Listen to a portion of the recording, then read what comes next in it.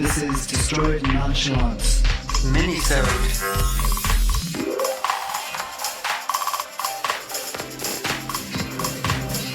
Hello. We just finished episode 2 from Drag Race UK, and we had Bag of Chips, who was announced the winner. Yes, she got the Rue Peter badge. And poor Scaredy Cat. Scaredy Cat. Sad. She went home. Yeah, sashayed away. So, which was a surprise because we were really in her team last week. Yeah, that was she showed up well last week. She did pretty well, but I think when it came down to it this time, her lack of performance, her experience performing showed, and she just didn't have much choreography. Since she hadn't performed on stage before, it really showed because she had to, lip sync for her life, and then she also had to do the acting challenge. Which was so... Again, it was a performance-based competition, that element of it, and she just didn't deliver. It was very one note. But again, she's really young, and she's not very experienced in the performance area, and it kind of showed, but she has time and room to grow, obviously. Yeah, and she didn't seem very sad about going home because she's starting up, and it was a really good opportunity, and she wasn't like Gothy Kendall, I think, where... everything held her back about being afraid of, I think, where she was and being really timid, but trying to push through it. I think Scaredy Cat was just having fun. Yeah, and it's really interesting for Scaredy Cat to be like, you don't have to be gay in order to be a drag queen. Mm-hmm. And, I mean, it's true. And again, she had a really good look. I like the Bond girl look, the aviator style, character. Yeah, and Maisie liked it too. So... What did you think of Maisie as a guest? Well, I liked the judges. So this week we had Graham Norton and Maisie. Yeah, and I think Maisie was good. I haven't seen her in very many things outside of Game of Thrones, so it was interesting. Yeah, I don't know if she had the biggest personality when it comes to a judge's personality. I mean... No, and I mean, she was also kind of scared by... Was it Crystal? Who was with the whip? Oh, was that Crystal? Yeah, I think it was. Yeah, that was a really good look, by the way. Michelle really liked it. And I thought it really allowed her to perform with the whip and that kind of dominatrix assertiveness and everything. It really worked for a Bond villain. So Bag of Chips was the winner. Yeah, and I think she was the best one from her team. Because they were doing Downton Draggy, and the team was Bag of Chips, The Vivian, Something Wong, and Vinegar Strokes. Yeah. Bag of Chips, she was the standout. I think she delivered, and just in terms of jokes and laughter, she was the one who stood out on her team. Yeah, I liked Bag of Chips. I liked her looks. I can't remember, what did she do on the runway? Oh, she did the Laser Minnelli. Yeah. I'm not going to remember any of those names. No. But yeah, she did Liza, so she got the Rue Peter badge. And I think she deserved it.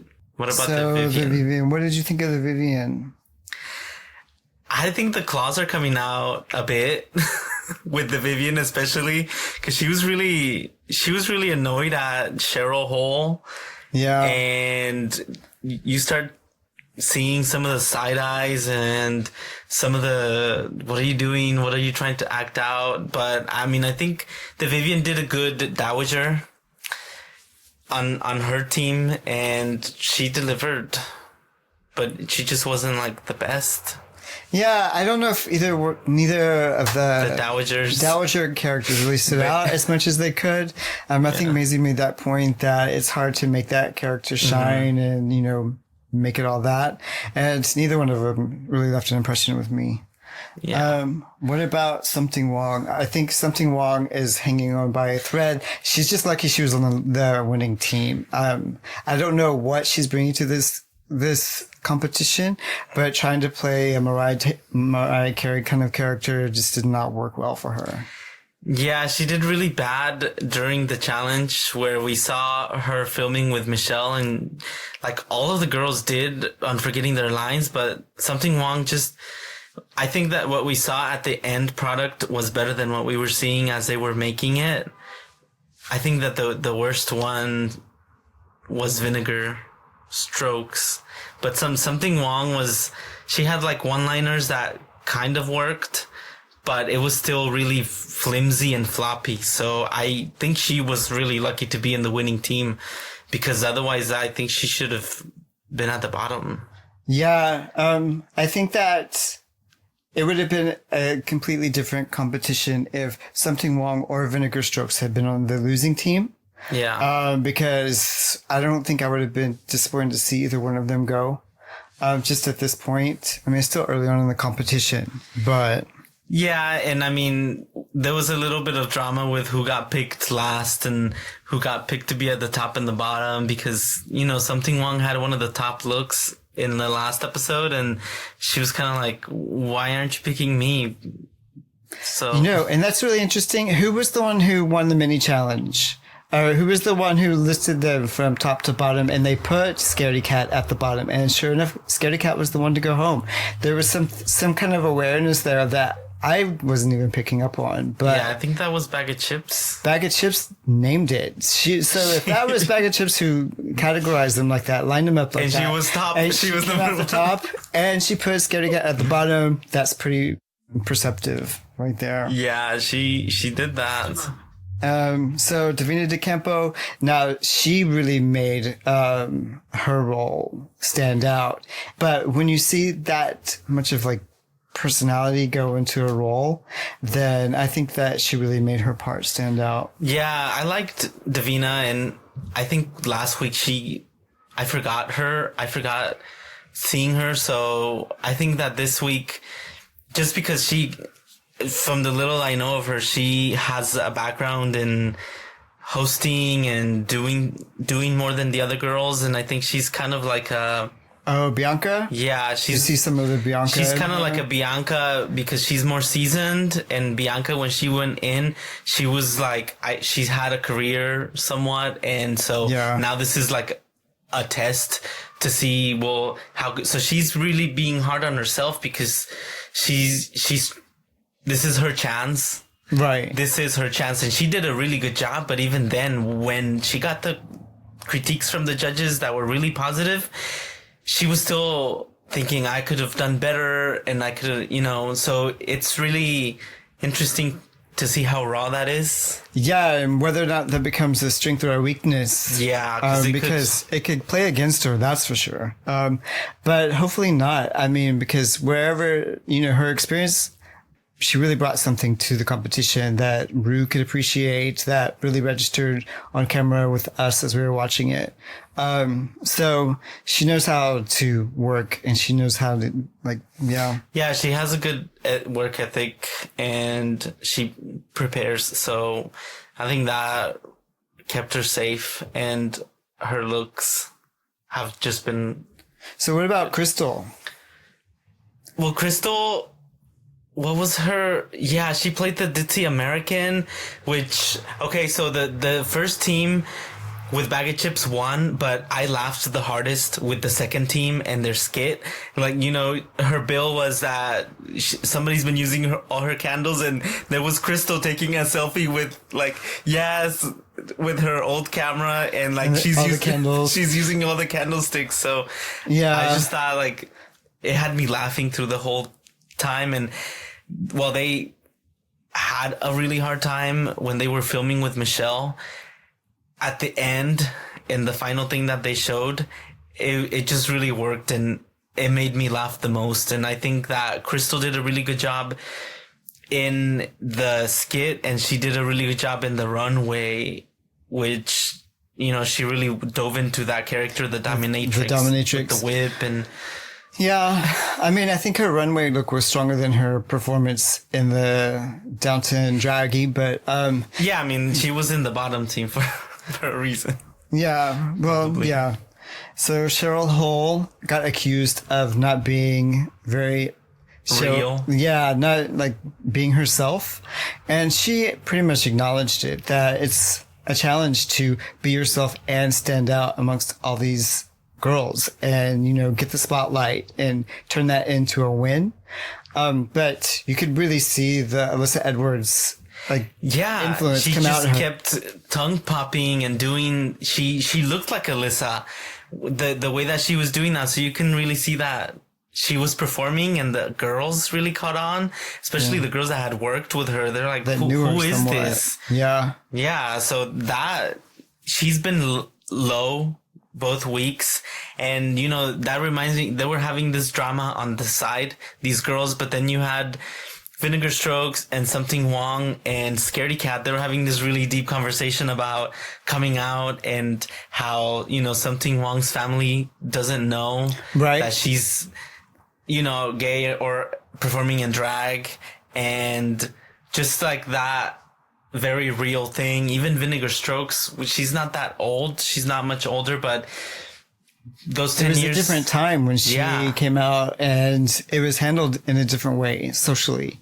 And so, but also she's from the Caribbean, right? So so it's culture. Even still today, I think it's different. So it was good to see. It was refreshing to see that it's not just, you know, to see some of the backstories. I really like that. So Blue Hydrangea.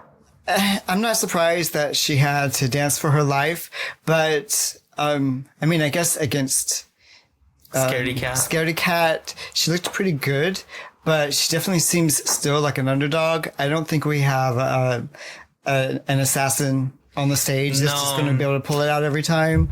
But who knows? I mean, I don't know. I think, we don't know how the other girls are going to dance for their lives, lip sync for their lives. So, but if Blue Hydrangea can start working in some of what she did on stage when she was saving herself into other parts of the competition, I think she'll be able to stand out. Well, she really played a character when she was on the runway. She had the tongue and she had the outfit with her 3 boobs, and she was that character, that futuristic alien character, and she could have used some of that acting in the acting challenge. Yeah, to make that connection. And it's interesting, which of the contestants figured that out early on, that all of it is a performance. So put some of the energy here, put some of the energy there. And acting is just as much a part of, you know, being a drag queen as lip syncing is, and learning lyrics and choreography, or at least it can be. And she could integrate that. And and she knew that she did really bad in the acting challenge. So I think she worked on that look to save herself, and she really delivered in the singing challenge. The emotions in her face and everything, I think it was deserved for her to stay and see what she puts on next week. I was surprised because to see her, the interviews. I was surprised to see her actually come out on top. And because that's when we realized that Scaredy Cat wasn't going to make it to the next round. And we had liked Scaredy Cat so much from the first episode. And it was when it came down to that performance and like, wow, Blue Hydrangea's really pulling it out.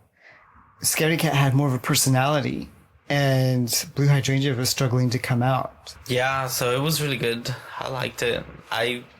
So I'm excited to see next week what they do, which it looks like they're doing a design sewing with trash challenge, the car boot thing. Yeah. And it's nice to see Ru coming up with, what does that mean? Pens, the tuppence, and all of that. It's interesting to see Ru interact with them and get a lot of more of the UK stuff, because it's informational to us too. So I like that. Yeah, no, I like the kind of culture clash. And I was a bit concerned. I was thinking about last week about the American judging standards being applied to the UK contestants when it's such a different kind of culture. You know, there's just something different about the UK culture than the American culture. And it's nice to see this in a different kind of context, but I wonder how much of the UK personality is going to be an asset here or something that holds the contestants back. I think part of the UK thing, especially with looks, I think they're a little more undone than the US girls. You can see who has their looks together, like Davina. The Vivian had the amazing outfit that she had with every move and every turn. You can see the lines and everything that she did was like perfect. And so was Davina and Crystal with the dominatrix. So. And then you have like the bag of chips personality. It's very like British kind of personality. And I mean, you had Vinegar Strokes, which I know she was in the winning team, but I didn't like her look, but I thought her look was really the British side of drag, which is kind of undone and kind of sloppy, but in a meaning to be sloppy way. Well, even the set has some of that deterioration built into it. You see some of the graphics with the tears and the crinkling and that kind of like British punk kind of orientation brought into it. Yeah. So, I don't know. Okay. Well, I'm excited to see episode 3. I really like Bag of Chips. I've started to like the Vivian a little bit more. Yeah. And I like Davina. I like how she came out. I think also we should guess who might go next week. So do you think that like Blue Hydrangea will show up? Because even Graham was like, I think if she comes back, she'll... I'm still thinking Something Wong and Vinegar. I think Vinegar and Something Wong still have a challenge ahead of them. Blue Hydrangea could be like on an upswing and maybe turning it around. Who knows? Yeah, and some of these girls might have really good sewing skills for next week's challenge that might put some of the other top ones under. Like Bag of Chips could just be terrible at sewing and making anything. Or even the Vivian, because they're so good with their looks and their faces. But maybe somebody else made them for them. So it could be a roll of the dice next week. But yeah, I think Vinegar Strokes, I would be okay if she went home. And maybe Something Wong or Cheryl Hole. I kind of want Blue Hydrangea to prove herself, but who knows if she will. I really want to see what Davina does. Because I think there's a lot there. She looks like she might break or she might make it. It's that she's on the edge of like, is the pressure going to make you be better or is the pressure going to break you? Like the genius and the talent, that tension between genius and talent and that creativity and how it's going to work and see if she makes it work in her favor. All right. Well, thank you for listening and see you next week. All right. Bye. Bye. Thank you for listening. We hope you enjoyed it. Make sure you subscribe to our podcast. We put it out weekly. And follow us on social media. We're on every platform. Instagram, Twitter, Facebook. We're everywhere.